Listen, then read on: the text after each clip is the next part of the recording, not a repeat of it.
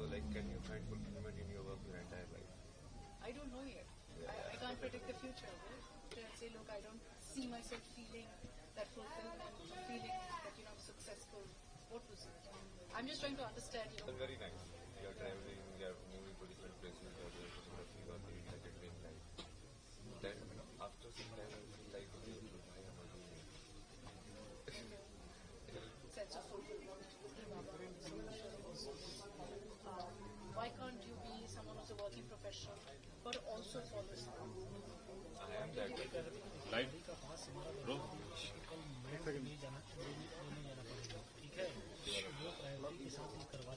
कुछ तो होता नहीं है, सब लड़ते रहते हैं एक दूसरे के साथ, तो क्या फायदा है मतलब ऐसे जिंदगी में साथ रहने का जो उनको करना ही है फिर सिंपल। और उसका सक्सेसफुल फॉर्मूला क्या है वो भी समझ में नहीं आता था कि कैसे, हाँ वही मान सकता है। तो इसलिए जो आपने स्टार्टिंग में जवाब दिया ना ये ऐसे बाबा बनना है, वो एक्चुअली कुछ नहीं है ना वैसा। आपकी तलाश पूरी हुई या अभी भी जारी है? मतलब ये मान के कैसे ये वाली सामने ऐसे नाम लिखाने से क्या होता है, ऐसे रुद्राक्ष से क्या होता है, शीश पहनने से क्या होता है, तो तुम उसको करोगे फिर उसको एक्सपेरिमेंट करोगे, अच्छा कुछ बदलाव हो रहा है क्या मेरे अंदर, तुम उसको देखोगे फिर उसको साइंटिफिकली अच्छा ये ऐसी चीज़ काम करती है, ये वाली चीज़ ऐसे काम करती है। तो जैसे वही है ना, ये सब चीज़ें लोग सोचते हैं कि अब वो इसलिए क्योंकि तुम भौतिक तरीके से देख रहे हो उस चीज़ को कि तुमने कुछ छोड़ दिया है। मैंने कुछ छोड़ा नहीं है, मैंने बहुत कुछ पा लिया है।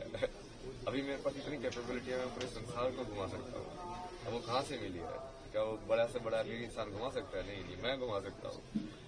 वो ताकत अंदर से मिलती है। तो वो सेक्शन रजत पहले कहाँ से आए, कहाँ क्या करते थे, क्या हुआ चीज़? हरियाणा में जन्म हुआ मेरा। एक सेकंड मेरा जी, आप कहाँ से आए हैं, क्यों यहाँ आए, पहले क्या करते थे, अब क्या है? जैसे ये सवाल पहले भी से कुछ पूछा था ना, कहाँ से आए हो, तो उसको बहुत सारे जवाब देता था। कभी बोलता था कैलाश से आया हो, कभी बोलता था मैं कुंड से आया हूँ, कभी बोलता था यहाँ से आया हूँ। बट फिर मुझे समझ में आया कि जो आप जो पूछ रहे हो उसके हिसाब से तो ये पूछ रहे हैं कि हाँ अभी इस शरीर का जन्म कहाँ से हुआ है। तो हाँ उसका वो तो हरियाणा में जन्म है मेरा, हरियाणा में झज्जर जो ज़िला है। तो स्कूलिंग वगैरह वहाँ से हुई, फिर उसके बाद पढ़ाई के लिए जैसे जेई वगैरह एग्ज़ाम की तैयारी की। तो तैयारी करने के बाद फिर मुंबई गए, आईटी मुंबई, एरोस्पेस इंजीनियरिंग के बाद वही उसको ऐसे समझ में आया कि ये आधा अधूरा ही है, कि इससे तुमको क्या मिलेगा, मतलब ठीक है पैसे तो मिल जाएंगे बट वो क्या तुम वो वाली चीज़ पूरी लाइफ भर कर सकते हो क्या सेम? अब वो लाइफ भर यदि नहीं कर सकते हो मतलब तुम उब जाओगे उस चीज़ से। तो मेरे को वैसा चाहिए था, लाइक पूरा जॉब, लाइक हाँ ऐसी चीज़ मुझे मिल जाए जो मैं करता रहूँ, बस मज़ा आता रहे, लाइफ चली जाए पूरी। और उसकी खोज में तुम निकलते गए, फिर जैसे मीनिंग ऑफ लाइफ तुम ढूंढते रहते हो, यार ये लाइफ का मतलब क्या है, मुझे क्या करना चाहिए, आगे बढ़ते जाते हो। उसमें बहुत सारे ऐसे रास्ते आए, बहुत सारी चीज़ें हुई बीच बीच में, यहाँ वहाँ मोड़ आए बहुत सारे, धीरे धीरे आके फिर तुमको वही फाइनली वही तुम ऐसे ही देखते हो कि जो होना होता है वो वैसे ही होता है। तो वैसे ही हुआ, सत्य तक पहुंचा मैं जैसे भी पहुंचा। लड़खड़ा के भटक भटक के फिर उसके बाद अभी तो जैसे फिर उसको समझ में आया कि अभी जो भारत का जितना भी ये वैदिक जो ज्ञान बोलते हैं या पुराना जो संस्कृति ज्ञान बोलते हैं वो सारा का सारा उसी के ऊपर डिपेंडेंट है। मतलब अपने जितने भी हैं ये नाट्य शास्त्र या जो भी बनाए गए हैं वो सब आध्यात्म को केंद्र बिंदु लेके बनाए गए हैं।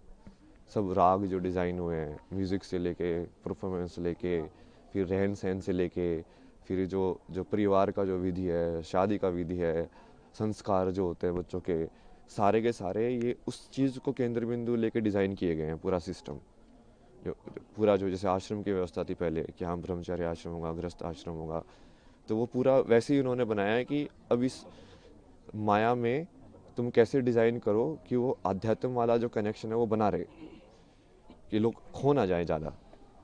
क्योंकि माया को तुम हटा नहीं सकते हो, क्योंकि वो माया बनी हुई इसलिए एंजॉय करने के लिए, उसको जीने के लिए। बट वो यदि कनेक्शन टूट जाएगा, जो कि अभी काफ़ी टूटा हुआ है, अभी लोगों को वही लगता है कि ये सब अलग अलग है, अलग अलग नहीं है, वही की चीज़ है वो। ऐसे कौन क्या कैसा आध्यात्म है और कैसी कौन सी चीज़ें जिसने आपको ट्रिगर किया आध्यात्म इस स्पिरिचुअलिटी को? ऐसा तो कुछ नहीं है ना जिसने ट्रिगर किया स्पेसिफिकली, लाइक अलग अलग थे चीज़ें जो अलग अलग मोमेंट के लिए ट्रिगर करते गए। गाँव आया आध्यात्म की, अब अध्यात्म में जाना है, क्या हुआ ऐसा? मतलब आध्यात्म आप किसको बोल रहे हो? उसके ऊपर है ना जवाब। अब यदि तुम वैसे देखो तो किसी चीज सवाल के बारे में सोचना, बैठ के चिंतन करना, वो भी आध्यात्म ही है। चाहे मैंने कुछ भी पढ़ा हो या नहीं पढ़ा हो, शंकराचार्य को पढ़ा नहीं हो, विवेकानंद को पढ़ा नहीं पढ़ा हो, यदि मैं अपने में ही बैठ के सोच रहा हूँ, बैठ के, जैसे रमना महर्षि थे, उनके दिमाग में एक दिन ये ख्याल आया कि ये मौत क्या होती है। तो बैठ के उस मौत को देखने लगे यार कि अच्छा ये है क्या ये। तो उनको ज्ञान की प्राप्ति हो गई। अब आप क्या बोलोगे, क्या ट्रिगर था उसका, वो क्या जरूरी थी? कुछ जरूरी नहीं थी। क्योंकि वो करने वाला तो, अब वो अध्यात्म से रिलेटेड थे क्या नहीं थे, नहीं, उन्होंने तो ऐसा कोई वो साधना नहीं की, कुछ संन्यास नहीं लिया, कुछ नहीं किया। तो उसमें भी वही है कि आप उस चीज़ को अलग करके देखोगे कि हाँ अध्यात्म में आ गए हो, ऐसा कुछ नहीं है। जो भी इंसान ईमानदारी से सवाल करता है, मतलब सत्यनिष्ठा के साथ कि हाँ अब मुझे इस चीज़ को जानना ही है, चाहे वो मैथमेटिक्स हो, चाहे वो कोई फिजिसिस्ट हो, चाहे कोई कैसा भी साइंटिस्ट हो, वो बोलेगा कि नहीं नहीं मुझे इस पूरे सत्य को जानना है, तो वो वही चीज़ में पहुंचेगा फाइनली। मतलब जी ऐसी कौन सी चीज़ है आज की पीढ़ी का जो आध्यात्म से एक अलग वो होता जा रहा है, उसको लेकर के क्या कहेंगे, क्या दृष्टिकोण है आध्यात्म का? क्या चीज़ है जो इस पीढ़ी को अध्यात्म से अलग कर रही है?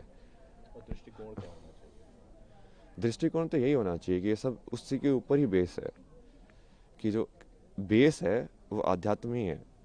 जो जिस चीज़ को तुम, जहाँ पे हम जी रहे हैं उस ज़िंदगी में, यदि तुम्हारे पास यही सवाल नहीं आया कि मृत्यु के बाद क्या होना है मेरा, और ये मैं जन्म से पहले क्या था, मैं कुछ था कि नहीं था, तो इस सवाल के बारे में तो सोचोगे ना। बुद्ध को यही तो सवाल आए दो चार, लाइक ये बूढ़ा क्यों होता है, ये इंसान मरने के बाद क्या होता है, ये मृत्यु क्या होती है। अब आप सोच के देखो मृत्यु क्या होती है। अब आप सोचोगे, चिंतन करोगे, आपको समझ में आएगा यार इसका जवाब कहाँ मिलेगा। फिर आप ढूंढोगे कि अच्छा तू दे सकता है इसका जवाब, तू दे सकता है इसका जवाब। मान लो सेटिस्फाई हुआ, आपको समझ में आया कि हाँ ये जवाब है, नहीं तो जो आप उसका जो पद्धति है उसको फॉलो करोगे कि हाँ अच्छा इसको ऐसे जवाब इसका पाया जा सकता है। तो उसके वही बहुत सारे तरीके हैं, बट वो हर चीज़ वही से रिलेटेड है। आप सेम चीज़ लाइक क्रिया योगा में मैंने लोगों का एग्जाम्पल भी दिया ना कि ब्रह्म ज्ञान की प्राप्ति तो विराट कोहली के भी हो सकती है। वो बिना अपनी चित्त की मेमोरी को यूज़ करके एक शॉट खेल के दिखा दे, सिर्फ उस मोमेंट में रह के, कि उस टाइम पे उसको मसल मेमोरी यूज़ नहीं कर रहा है वो, कि हाँ ऐसे बोला ही तो मुझे ऐसे शॉट खेलना है, क्योंकि जनरली मसल मेमोरी यूज़ करते हैं, रिफ्लेक्स में होता है सब कुछ। बिना रिफ्लेक्स यूज़ किए उस प्रेजेंट मेमोरी में रह के यदि वो मोमेंट कर सकता है तो वो क्रिया योगी बन जाएगा। ऐसे डांसर लोग भी कर सकते हैं कि यदि उस पूरी मोमेंट को वो एम्बॉडी करे, पूरा चेतना के अंदर आए कि हाँ मेरा हाथ ऐसे घूम रहा है, पूरा देखेंगे हाँ वो क्रिया हो कैसे रही है, तो वो भी क्रिया योगी बन सकते हैं। तो ये कोई ऐसा नहीं है ना कि वो असली ज़िंदगी से सेपरेट है, ये एक ही चीज़ है। वो बस आप कितनी डेप्थ में उसको देखना चाहते हो उसके ऊपर है।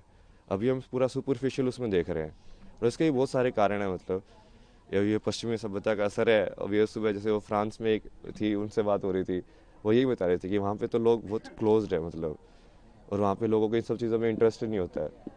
लाइक सब इंडिविजुअलिटी में और लाइक मटेरियलिज्म को और के चक्कर में पड़े रहते हैं, जो थोड़ा बहुत असर हमारे ऊपर भी हो गया है। क्योंकि वो अब हम हमारे पर वो राज करके गए, तो हमारे अंदर इन्फीरियरिटी कॉम्प्लेक्स आ गया कि इनके अंदर कुछ तो बढ़िया होगा जिसकी वजह से ये हमसे पावरफुल बन पाए।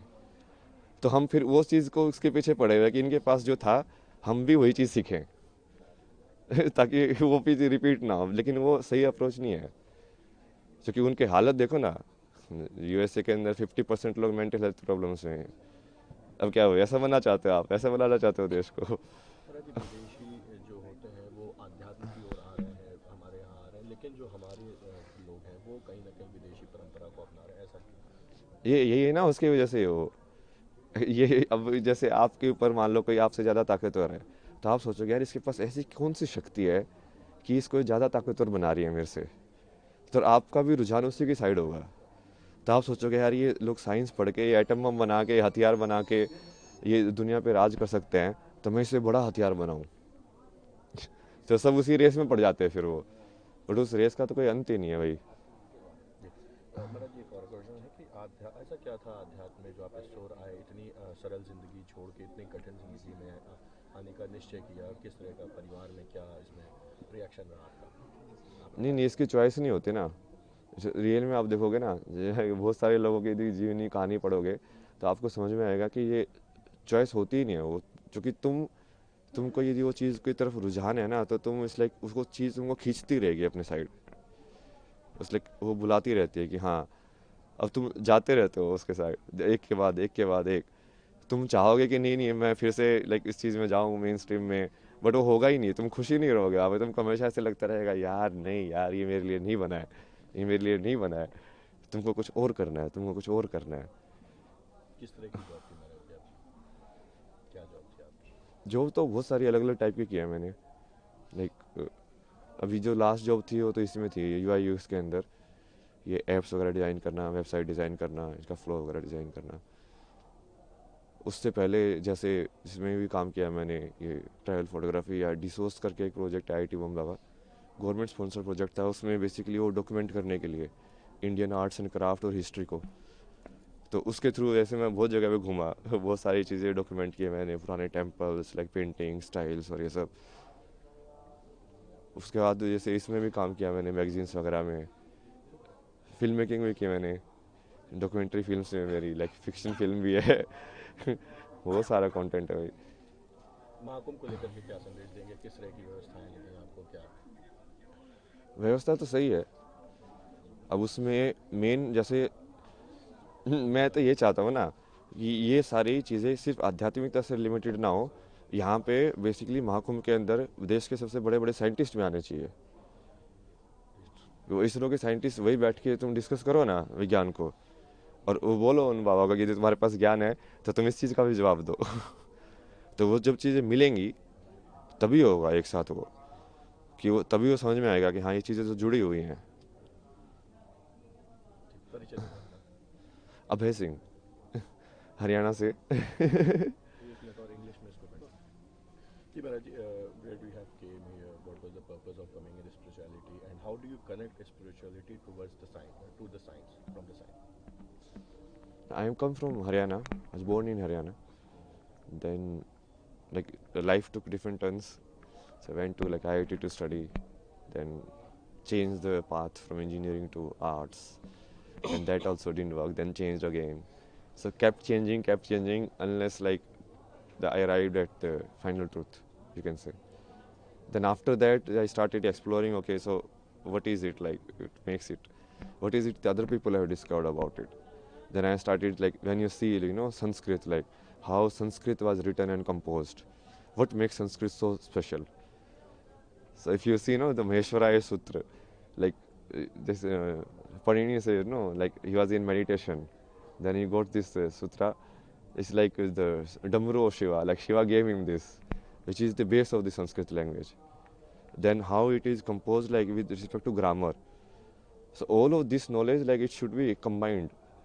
It's not like separate, like like linguistic is like they're like this is a linguist guy, this is a spiritual guy, this is a Baba guy. No, because earlier the Rishi used to do both actually, and that was the method of doing it. Like if you study Ramanujan, like his math equation come from like Devi only. The same with me only. Like I only do Bhakti of Shiva. All of my knowledge, like whatever I study like very less. Only some diagram I see. Okay, this is it. Then I understand it. Like Mahadev tells me, okay, like this is how it works. So that is the real way of doing it. What was the main thing that triggered you into spirituality? You can say like the quest for the answer, quest for the knowledge. It took different forms in outside. Like initially you are searching for the like meaning of life, to do what is like substantial in life. But then you shift. Then it was like then you are going through like mental health problem. Then the question was like how mind works. How do you get rid of these unwanted thoughts in your mind? Which I think is very popular question these days. Like people, that's why a lot of people are actually getting attracted towards spirituality. Not towards like getting moksha, but towards like, okay, how do I actually calm my mind and reduce my anxiety and all of that, which is fine also. But then you have to connect it to the root also.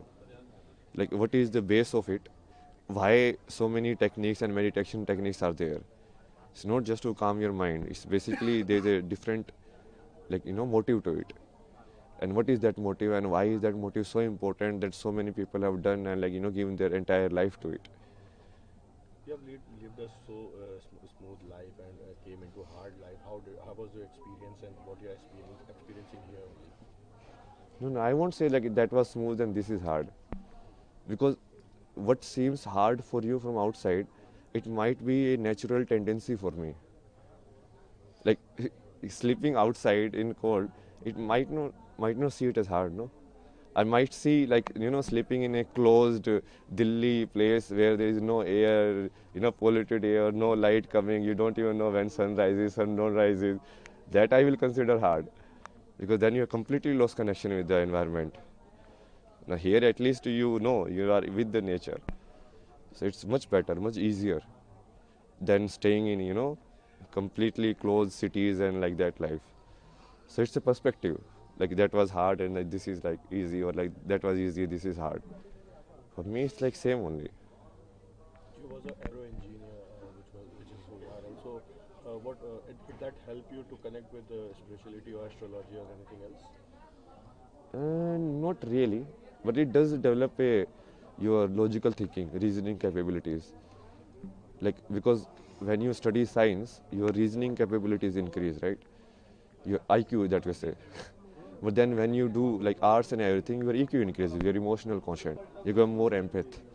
Like when you are doing some story, like I have done like documentary projects on Kota. So there you go and you talk to the students there, and then you try to connect with their emotions. So like why do they study? Why do they commit suicide? What is the pressure on them? So that requires your EQ. So you need to develop both. What was the time when you came to spirituality and did you take Diksha or anything else? Who's your guru? I mean, that's why I'm saying no. It's not like I came into spirituality in a sense. It's like you arrived at the answer, and then I start doing it intentionally. Initially, you don't know the answer. Obviously, that's why you are searching. If you already know the answer, why would you search? So initially, you don't know the answer, but after knowing the answer, or after experiencing the answer, the much better words, then you like start seeing, okay, what is the scope of it, how far it extends, how many different ways it can be done, and then you start reading all of these different forms. Okay, this is how they have created Bharatanatyam, this is how they have created like Sanskrit, this is how they have created like all of these astrological charts, this is how the Rashi, which is say the science, the 12 science, these works. So then you start seeing, okay, how, so this was the base of it. You got the answer? Yeah. What was the answer? Answer to what? Moksha or anything? No, moksha you cannot Which you see. were searching. See, moksha is finally basically when there is no body. Right now, it's not complete liberation in a sense. Complete liberation means that you are not in this world. You are liberated. Right? So you won't take birth only. If you don't have any karmic attachment to the world, then you will just go back.